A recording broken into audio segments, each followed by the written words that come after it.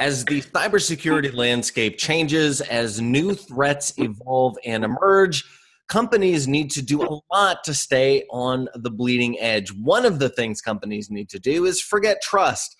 For Tech Republic and ZDNet, I'm Dan Patterson with Bill Mann. He is the Chief Product Officer at Centrify. Bill, thanks a lot for your time today. I wonder if we could start with the zero trust model. That sounds a little counterintuitive, but I wonder if you could bring us in, help us understand what zero trust means and how this keeps organizations secure in the future. Hi there. Thanks for the time. Yeah, it does sound odd, the zero trust model, because we all think about trust, and trust is so important for all of us. And just the name of this thing kind of is an oxymoron in terms of making sure people understand what it is. But let me explain what zero trust is in very simple terms. We inherently trust too much in our environment, and our inclination to trust too many things has really led to us relying upon forms of security which are really not helping us in the new world order. Think of it, in the old world order, you had a firewall which was a perimeter. We used to trust that the firewall was going to keep the bad guys out, but the reality is that the bad guys are already in our environment. Also, the reality is that we've got a lot of mobile workers and outsource IT, and we're using SaaS and infrastructure as a service. So our data is also not residing within the walls that the firewall was previously protecting. So that model has got to change. And going back to the word trust, we cannot trust the firewall anymore. And we've got to now really think of a world where we can't trust these elements of security, and we've got to go to a model where we explicitly trust things. So instead of implicitly trusting, we've got to go to explicitly trusting. Let me give you a kind of a funny example, but it may help the audience. When you're at home and you're sleeping in bed, you inherently trust your environment because the front door is locked, the windows are locked, and so forth. But just imagine now that the windows were open and the doors were open. How would you think about security at home? And I'd like to think that we'd probably put a lock on our bedroom door, right? And that's kind of the mindset that the IT professional has to think about now as well. Instead of relying on that firewall, which I'm not saying get rid of the firewall, but instead of relying on that firewall, we have to start explicitly trusting things within our environment. So, kind of having explained what zero trust is, so I can walk you through kind of the major kind of elements of zero trust. But let me hand you over to you. Yeah, in fact, I'd love to hear the elements of zero trust, and coupled with, we'll get in just a moment, but coupled with how this sounds great on paper, but how we can get organizations at large scale and large scale organizations like enterprise companies to institute something that is kind of fundamentally different than how we have practiced cyber in the past. Sure. So let me first walk you through the key components of zero trust. So the first component of zero trust is knowing the user. Really understanding who the user is in your environment.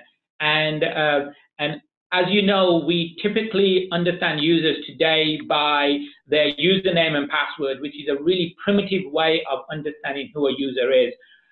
What we really need to implement within our environment is better ways of understanding who that user is.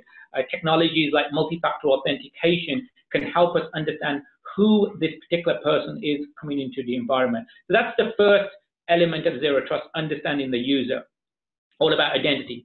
The second element is knowing their device that they're using to connect into the network.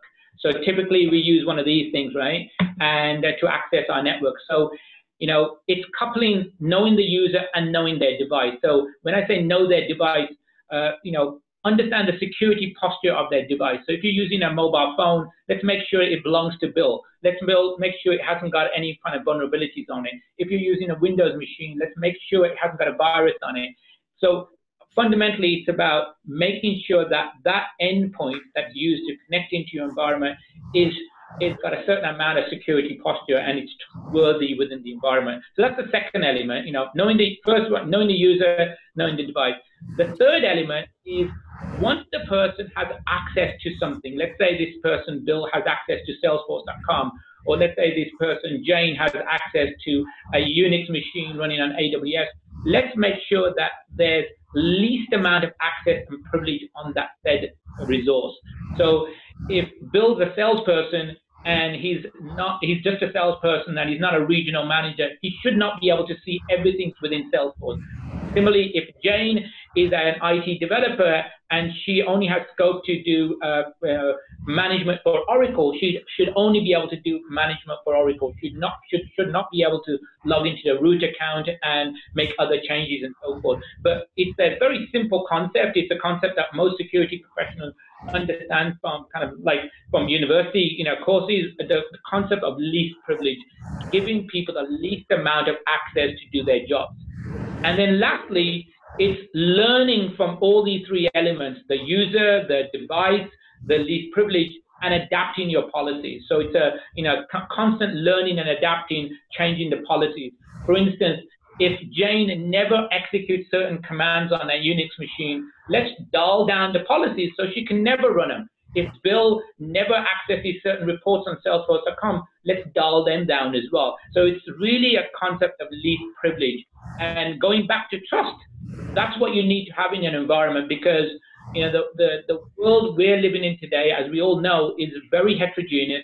It's very cloud, it's very mobile, and the only way to have some semblance of security and trust, right, is to start making these kind of shifts in organizations. Now, the second question was, how do organizations shift to this model? So, unfortunately, a lot of organizations are spending a lot of their IT security dollars on classic security technologies. Firewalls, antivirus, intrusion detection, etc., vulnerability management, and so forth. But if you look at all the data out there, Verizon breach report, states that 80% of most breaches are to do with compromised credentials. In other words, they're stealing our passwords, to log into an environment and then steal information and so forth. So the fundamental first part of what I talked about was knowing the user, was implementing controls around the user.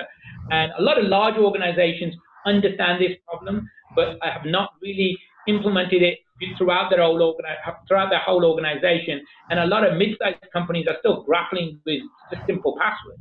So that's the first thing I would recommend everybody needs to do within their organization, is implement least privilege. And then secondly, implement this least privilege model where you really limit access and privilege within the environment.